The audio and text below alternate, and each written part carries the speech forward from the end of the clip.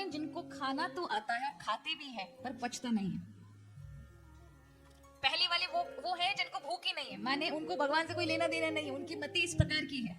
लोगों को संभालने के लिए काल रूपी भगवान आते हैं। काल रूपी माने समय चक्र, उनको वो परिपक्वता लाएगा ही लाएगा, जीवन में आचरण में नहीं आ रहा है।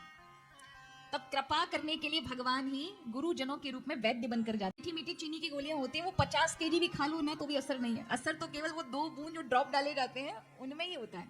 3 प्रकार के लोग होते हैं। एक तो वो जिनको भूख ही नहीं है, उनके सामने 56 प्रकार का भोग लगा दो, सब बेकार है।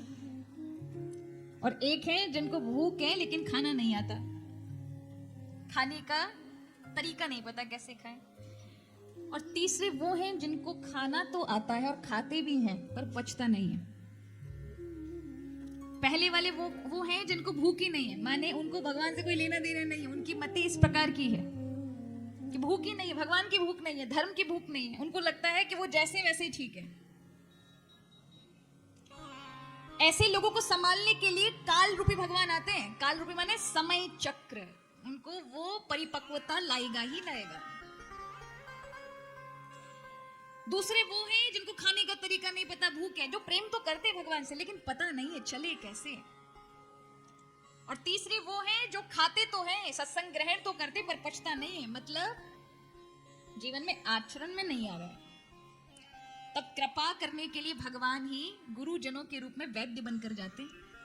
अच्छा, आप में से कितने होम्योपैथी की दवाई खाई है? कभी देखिए, मीठी मीठी गोलियां आती हैं, कभी पाउडर में भी मिलकर आता है, कभी आपको पानी में डाल के पीनी पड़ती है।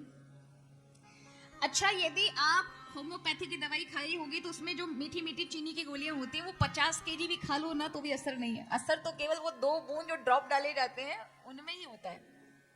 ये जो जितने भी साधन करते हैं हम, चाहे वो नाम जप है, चाहे हम कोई भी अनुष्ठान करें, तीर्थ यात्रा करें, भगवत दर्शन करें, इनमें जो 2 ड्रॉप का काम करते हैं ना, वो भगवान का भाव है। क्या है? हृदय भगवान के लिए खुल जाए,